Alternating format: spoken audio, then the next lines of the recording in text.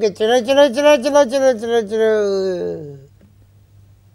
कहाँ हैं? कहाँ? अभी डिसाइड नहीं किया, अभी हमने डिसाइड नहीं किया है, लेकिन बस ये तय कर लिया है कि बस चलो चलो चलो चलो चलो चलो चलो। नए सेटअप की प्लानिंग तो शुरू हो गई है। 2-4 महीनों में अच्छी सी प्लानिंग हो सकती है अगर नीयत आज से की जाए। क्या हो गया, बैंड से बात सीधा आ गई बातचीत करने पे सरकार की तरफ से। हमें हटाना हटा दे। हम तो पहले आपको कह रहे थे, आप कहते आपकी ज्यादा सीटें आए, क्यों नहीं लिया आपने? जब हमने आपको कहा कि आए, आप कहते हैं आपकी ज्यादा सीटें हैं तो हुकूमत बनाए, तो क्यों नहीं बनाई? क्योंकि हुकूमत बनाना जो है वो मरकज नहीं था। जब पीपल्स पार्टी ने कहा आए हम आपकी सपोर्ट करते हैं, तो क्यों सपोर्ट लेके हुकूमत नहीं बनाई? क्योंकि सुलझाना आपका मकसद नहीं था, उलझाना था मकसद, फसाद मचाना था मकसद। तो मत करें। हम दोबारा आपसे कहते हैं, आइए बात करें। परेशानी देख रहे हैं आप इनकी शक्ल पे। ये परेशानी कहाँ से आई है? ये परेशानी वहीं से आई है जहाँ से इमरान खान साहब ने पैगाम भेजा है आर्मी चीफ साहब को, 2 तरीकों से। एक रिपोर्टर्स के ज़रिए, यानी या अपनी पार्टी के ज़रिए, और दूसरा अपनी फैमिली या अपनी बहनों के ज़रिए। अब इस पे लोग कह रहे हैं कि इमरान खान साहब के आसाब जवाब दे गए हैं और अब वो थक गए, अब वो टूट रहे हैं वगैरह वगैरह। अच्छा, कैसे टूट रहे हैं? By giving somebody else a chance to save their asses. लेकिन एक गलती इमरान खान साहब या पीटीआई ने भी की है, वो ये है कि उन्होंने लफ्ज़ इस्तेमाल किया है न्यूट्रल का। हम तो चाहेंगे न्यूट्रल हो जाए, लेकिन खान साहब को क्या पड़ी है कि वो एक लफ्ज़, वो लफ्ज़ इस्तेमाल कर रहे हैं जिसके बारे में वो खुद बोल चुके हैं कि न्यूट्रल तो जानवर होता है। इस बात से ये महसूस हुआ कि he is still taunting establishment, मतलब तंज मार रहे हैं। लेकिन अगर आसाब नहीं टूटे तो फिर रिक्वेस्ट क्यों कर रहे हैं?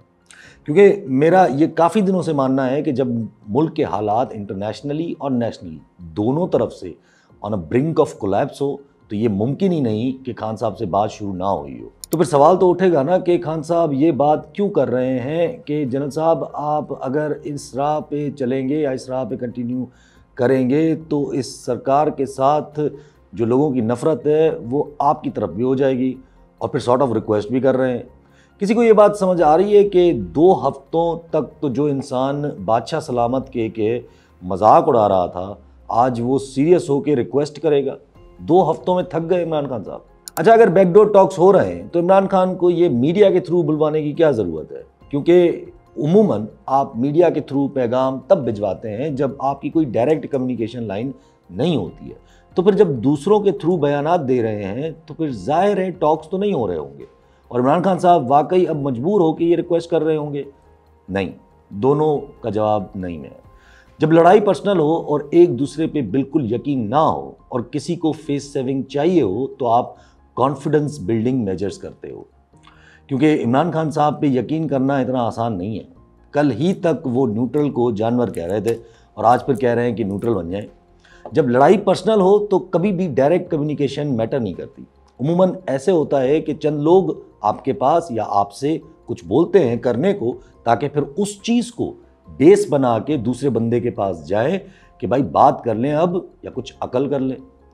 तो इसलिए जो हजरात अभी भी बज़िद हैं कि मुल्क को और तबाह किया जाएगा ये सारे इक़दाम करके, वो ज़रा अपनी ज़ाती ख्वाहिशात से बाहर आएँ और रियलिटी देख लें। कहाँ गई बैन की बात, कहाँ गई आर्टिकल 6 की बात, कहाँ गई सुप्रीम कोर्ट का फैसला ना मानने वाली बात? जो खबरें आ रही हैं उनके मुताबिक तो कहीं से ये महसूस नहीं हो रहा कि सुप्रीम कोर्ट किसी भी मूड में है कि वो डर जाए। अभी सदर साहब ने 30 जुलाई को असेंबली का सेशन तलब किया है। खबरें तो यही चल रही हैं कि सुप्रीम कोर्ट से आने वाले रिजर्व सीट्स वाले फैसले के खिलाफ कोई रेजोल्यूशन मूव की जाएगी। उससे क्या होगा? रेजोल्यूशन इज़ नॉट बाइंडिंग, मगर सुप्रीम कोर्ट का जो फैसला है वो बाइंडिंग है। और अगर नहीं मानना तो आज पीटीआई ने इलेक्शन कमिश्नर और उनके मेंबर्स के खिलाफ सुप्रीम जुडिशल काउंसिल में रेफरेंस दाखिल कर दिया है। यानी कि सुप्रीम कोर्ट को मौका दे दिया है कि अगर कंटेम्प्ट से बात ना बने तो सीधा रेफरेंस के जरिए फारिग कर दें इनको। और मेरा ये कंफर्म्ड मानना है कि इलेक्शन कमीशन के मेंबर्स तो आज नहीं तो कल चेंज होने हैं। खैर, अगर रेजोल्यूशन के जरिए ये दिखाया गया कि पार्लियामेंट कितनी सुप्रीम है, तो सुप्रीम कोर्ट में जो आने वाले चीफ जस्टिस हैं, जो इस फैसले के ऑथर भी होंगे, वो आपके इलेक्शंस के खिलाफ वाली पिटीशन जो लगी हुई है वो उठा के सुनवाई चला के आपको अच्छे से बताएंगे कि ये फॉर्म 45 पे आई हुई पार्लियामेंट कितनी सुप्रीम है। इसी चीज़ का डर है ख्वाजा आसिफ साहब को। तो फिर ये फैसला ना मानना, बैन करना, आर्टिकल 6 लगाना, अब ये सारी न्यूज़ जो है ना माजी हो चुकी हैं। अब आगे की बात करें। मैंने कहा था कि पीटीआई की तरफ से ये टेस्टर होगा एहतजाज, और उनको अब दोबारा महसूस हो गया होगा कि अभी तक पीटीआई की तरफ से या पीटीआई की तरफ कोई नरमी नहीं है, क्योंकि जमात इस्लामी ने तो सक्सेसफुली एहतजाज भी किया और धरना लगा के बैठी भी हुई है। मगर पीटीआई पीछे हट गई, क्योंकि पीटीआई रवैया देखना चाहती है इस्टेब्लिशमेंट का, गवर्नमेंट का नहीं। इस्टेब्लिशमेंट का रवैया नज़र आएगा जब मे बी शामुद कुरैशी जैसे लोग बाहर आ जाएं और 9 मई की तोपें सिर्फ वायलेंस करने वालों की तरफ घूमें, ना कि पूरी पार्टी की तरफ। जमात इस्लामी और हाफिज साहब की अपनी सियासत चल रही है। ये भी एक बड़ा इंटरेस्टिंग एपिसोड हो सकता है, क्योंकि देखें जमात इस्लामी की डिमांड्स जो हैं, IPP से एग्रीमेंट पे नज़रसानी करना, बिजली के बिल्स पे टैक्स ख़त्म करना, सैलरीड क्लास का टैक्स ख़त्म करना, ये सब जो डिमांड्स हैं, क्या ये मुमकिन है या गवर्नमेंट मान सकती है? ऑब्वियसली नहीं। तो फिर ऐसी डिमांड्स करने का क्या फ़ायदा है? या तो ये भी एक फेस सेविंग की कड़ी है हमारी इस्टेब्लिशमेंट के लिए और PTI को टैकल करने के लिए, दूसरी पार्टीज़ को नुमायाँ करने के लिए, क्योंकि PMLN और पाकिस्तान पीपल्स पार्टी तो नेक्स्ट सेटअप में किसी काम नहीं आएंगी। देखें इंटरेस्टिंगली IPPs के खिलाफ बोल कौन रहा है? MQM, previous care taker setup के 2 नुमाइंदे, वही गौहर एजाज और काकड़ साहब, और हमारी न्यूली इमर्ज्ड पार्टी अवाम पाकिस्तान, मिफ्ताह इस्माइल साहब वगैरह। गौहर एजाज साहब ने तो इतना आगे बढ़ के कहा कि वो कहते हैं कि सुप्रीम कोर्ट में चैलेंज करेंगे इन IPPs के एग्रीमेंट्स को। अब आप सोचें कि एक इंटरनेशनल एग्रीमेंट सुप्रीम कोर्ट से ख़त्म करवाया था, वही चौधरी साहब की कोर्ट से, वही बलूचिस्तान वाला एग्रीमेंट जो था रेकोटेक वाला, जिसमें सुप्रीम कोर्ट के फैसले की वजह से पाकिस्तान को 6 या 8 ट्रिलियन का फ़ाइन लग गया था या लगने जा रहा था। और अब आपको लग रहा है कि ये सुप्रीम कोर्ट, जहां काजी साहब अक्टूबर में रिटायर हो रहे हैं, वो सुप्रीम कोर्ट ऐसा कदम उठाएगी। और क्या कुछ सीखा नहीं है हमने माजी से कि दोबारा आप इसी चीज़ में हाथ डाल रहे हैं इंटरनेशनल एग्रीमेंट्स को नुकसान पहुंचाने के लिए? मेरा नहीं ख्याल, और मैंने लास्ट वीडियो में ही कहा था कि अगर IPPs के खिलाफ कुछ कर सकते हैं या करना चाहते हैं तो हाथ उनमें डालें जिन्होंने ये एग्रीमेंट किए थे। आधे से ज़्यादा एग्रीमेंट इन्हीं पीपल्स पार्टी और पाकिस्तान मुस्लिम लीग नवाज़ के दौर में हुए हैं, यानी 94 और 97, और कुछ तो मुशर्रफ साहब की गवर्नमेंट में भी हुए हैं, यानी 2004 में। और इन IPPs का एग्रीमेंट 2050 तक, 2050 तक जाएगा। और जब सुप्रीम कोर्ट से कुछ नहीं होगा और जिन्होंने एग्रीमेंट किए हैं उनमें हाथ डालने की कोई नीयत नहीं, तो फिर सवाल उभरता है कि आप ये कर क्यों रहे हैं। इसलिए मैंने कहा कि ये फेस सेविंग टूल हो सकता है, और जमात इस्लामी, अवाम पाकिस्तान इस फेस सेविंग टूल का बहुत बड़ा हिस्सा हो सकते हैं। लेकिन अकल कम होने की वजह से पॉलिसीज़ वही 70 और 80 वाली ही चल रही हैं, ये किसी काम नहीं आएंगी। अब PTI ने अनाउंस किया है कि पीर को वो एहतजाज करेंगे, मंडे को।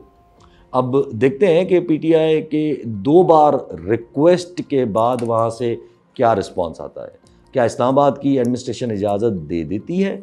अगर नहीं आया तो आप लिख लो, ये रिक्वेस्ट फिर दोबारा धमकियों में बदलने में देर नहीं करेगी। लेकिन मुझे कंफर्म है कि जब पब्लिकली ये बात आ गई है तो अब प्रेशर वहाँ भी माउंट होना शुरू हो जाएगा कि अब थोड़ा पीछे हट जाए। बज़ाहिर नहीं लग रहा, और लोग सही कह रहे हैं, बज़ाहिर नज़र भी नहीं आएगा, क्योंकि फेस सेविंग इसी को कहते हैं कि जो नज़र ना आए लेकिन फिर भी हो जाए। लोग कहेंगे कि सोशल मीडिया पे क्रैकडाउन देखें कितना बढ़ रहा है, अब तो JIT भी बना दी है, फायरवेल भी आ गया है।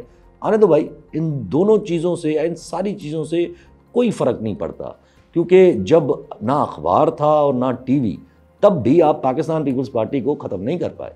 वो तो पाकिस्तान पीपल्स पार्टी ने अपनी ही सियासत की वजह से ख़त्म कर दिया अपने आप को, and the big credit goes to Zardari साहब। इसलिए मैं कहता हूँ कि कहाँ की पार्टी को कहाँ खड़ा कर दिया है, और लोग बोलते हैं कि जरदारी साहब बड़ा ज़हीन सियासतदान है। खैर, सर्वाइव करना और तरक्की करना, इन दोनों में फ़र्क होना चाहिए। वैसे on the entirely different note, जिस बंदे को आपने जेल में बिठाया हुआ है, उस बंदे को ऑक्सफोर्ड यूनिवर्सिटी अपना चांसलर के लिए नामजद कर रही है या कंसीडर कर रही है। ये बहुत बड़ी अचीवमेंट है हमारे मुल्क की, लेकिन इसको सेलिब्रेट नहीं कर पा रहे आप, क्योंकि मीडिया पे उस बंदे का नाम लेने पे बैन है। क्या बदनसीबी है मुल्क की। इंडिया वाले किस तरह कैश करते हैं जब उनके मुल्क का कोई बंदा कोई CEO बन जाए किसी कंपनी का। वैसे अगर डिफरेंट नोट्स पे बात चल रही है तो एक खबर पड़ी थी रिसेंटली, जहां हाफिज़ाबाद में डकैत ने एक औरत को गैंग रेप किया और उसके हस्बैंड के सामने और बच्ची के सामने, और हाफिज़ाबाद और नानकाना की जो पुलिस है वो पूरी रात इस चीज़ पे बहस करती रही कि मेरी जुरिस्डिक्शन नहीं है। वो न्यूज़ ऐसे दबी हुई है जैसे हुआ ही नहीं है ऐसा कुछ। अब मुझे नहीं पता, वैसे ये मैंने डॉन पे पढ़ी थी, मरियम का सेफ पंजाब, इसलिए कहता हूँ कि इतनी बड़ी बड़ी बातें ना फेंका करें। सड़ी के अब तो सच बोल दे। वापस आए मुल्क की बर्बादी पे। मैंने लास्ट टाइम बोला था कि डोनाल्ड डू की इस स्टेटमेंट के बाद तासुर अच्छा नहीं जाएगा चाइना को, जिसने बोला था कि चाइनीज़ इन्वेस्टमेंट अब माजी है और अमेरिकन इन्वेस्टमेंट पाकिस्तान का फ्यूचर है। और अगले ही दिन फॉरेन ऑफिस ने ये क्लियर कर दिया कि हम अमेरिका की वजह से चाइना से टाइज़ या रिश्ता ख़राब नहीं करना चाहते, और हम ज़ीरो सम गेम की पॉलिसी पे यकीन नहीं रखते। ज़ीरो सम गेम क्या होती है? ज़ीरो सम गेम माने कि एक को उंगली दिखाओ और दूसरे के सामने लेट जाओ, मगर फ़ायदा आपका फिर भी कोई ना हो। लेकिन मैंने जैसे उस दिन ही बोला था कि इस स्टेटमेंट से चाइना के पास तासुर अच्छा नहीं जाएगा, क्योंकि चाइना के साथ सीपैक के हवाले से ऑलरेडी हमारे बहुत ट्रस्ट डेफिसिट मौजूद हैं। अब ये खबरें भी आ गई कि चाइना ने जो एनर्जी सेक्टर के लिए $15 बिलियन के लोन दिए थे वो शायद रोल ओवर ना हो। एक अनसर्टेनिटी डेवलप हो गई है। अल्लाह करे कि ये लोन रोल ओवर हो जाए, क्योंकि अगर ना हुए तो पाकिस्तान की बैंड बच जाएगी। और हो सकता है सऊदी अरबिया भी नखरे करे, स्पेशली जो अमेरिकन रिपब्लिकन मार्को रूबियो के ये जो बिल आया है उसके बाद। काफ़ी स्ट्रॉन्ग रिपब्लिकन है मार्को रूबियो। वो एक बिल पेश कर देते हैं कि जिस बिल में वो डिमांड की करते हैं कि इंडिया से ताल्लुकात जापान, साउथ कोरिया और ऑस्ट्रेलिया की हद तक ले आएँ, जिसका मतलब इंडिया की वो सिक्योरिटी से लेकर टेक्नोलॉजी तक सब कुछ ही ट्रांसफ़र कर दें। और इस बिल का एम है कि इंडिया को इतना स्ट्रांग बनाया जाए कि वो चाइना और पाकिस्तान दोनों से मुकाबला कर सके। अब आप मुझे बताएं, ऐसी खबरों के बाद, स्पेशली जब ये पता हो कि मार्को रूबियो रिपब्लिकन है और ट्रंप भी रिपब्लिकन है, तो फिर सऊदी अरबिया के तेवर बदलने में कितना टाइम लगेगा? और चलें अगर ये भी मान लें कि बाजी कमला जीत जाती हैं और ट्रंप नहीं जीतता, तो क्या कमला बाजी इस बिल को फेवर नहीं करेंगी? वो खुद इंडियन डिसेंट हैं भाई, वो कैसे नहीं करेंगी फेवर? अभी तक तो खबरें यही हैं कि they are expected to roll over their loans, यानी कि चाइना और सऊदी अरबिया जो $9 बिलियन बनते हैं, ये उन $15 बिलियन एनर्जी सेक्टर वाले लोन्स के या उससे अलग है। लेकिन अगर नहीं किया उन्होंने, तो पाकिस्तान इस वक्त बहुत कोई डेंजरस सिचुएशन में एंटर हो रहा है। जहाँ ये सब कुछ होगा वहाँ आप शहबाज जैसा बंदा मुल्क में बिठा के रखोगे या इंतहाई गैर मकबूल सिस्टम को चलाओगे, चाहे वो मार्शल लॉ या किसी केयर टेकर या टेक्नोक्रेट की सूरत में हो। Point is none of these things are going to work और none of these things are going to bring stability.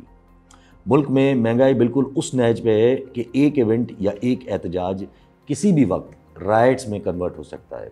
Bangladesh की आप हालत देख रहे हैं, और आपकी कोशिश है कि जो लोग महंगाई की वजह से गुस्सा हैं उनको पीटीआई से डिसोसिएट करके जेआई के साथ, यानी कि जमात इस्लामी के साथ जोड़ा जाए, ताकि पीटीआई से हट के कुछ तो ऑप्शंस हों लोगों के पास जब नया सिस्टम लाने की तैयारी हो। इसलिए जमात इस्लामी पीटीआई से कुर्बत भी रख रही है, लेकिन ना अपने आप को पीटीआई का इत्तेहादी बता रही है और ना ही अपने आप को पीटीआई का दुश्मन। And same goes for Awam Pakistan party. मगर जैसा कहते हैं कि too little and too late, क्योंकि जहां आप इस वक्त एंटर हो रहे हो इंटरनेशनली और नेशनली, आपको पॉपुलर लीडर या पॉपुलर पार्टी की ज़रूरत पड़ेगी जो ऐसे मुश्किल फ़ैसले ले सके इन द फ्यूचर। इसलिए द आंसर इज़ री इलेक्शन। बस देखना है कि किस तरीके से हम वहाँ तक पहुँचते हैं। क्या पीटीआई कुछ गलतियाँ कर सकती है इन द मीनवाइल जिससे पीटीआई को कुछ डेंट पड़े? हाँ, कर सकती है। जैसे कि इस वक्त अगर हुकूमत ले ली पीटीआई ने, और क्या पता पीटीआई ले भी ले, दैट आई डोंट नो, क्योंकि यू नेवर नो कि कौन सा सियासतदान कौन सा यू टर्न ले ले। At the end of the day कर तो सब पावर पॉलिटिक्स ही रहे हैं, और अगर ऐसा हुआ तो दूसरी पार्टीज़ को रिवाइव करने का मौका मिलेगा। इसलिए आज हमारे वफाकी वज़ीर साहब इतना फ्रस्ट्रेट होकर बोल रहे थे कि आ जाएं, ले लें गवर्नमेंट। इफ़ नॉट, और अगर खान साहब कायम है कि री इलेक्शन ही हल है, तो फिर कोशिश यही होगी कि किसी और पार्टी को नुमाया करके उसको रीज़न बनाओ री इलेक्शन का, ना कि पीटीआई को। हालांकि अवाम नहीं मानेगी इस बात को, लेकिन कोशिश पूरी होगी। बट उसके लिए 2-4 महीने तो चाहिए होंगे ना। हाँ, तो जल्दी किसको है? आप ले लें 2-4 महीने। 13.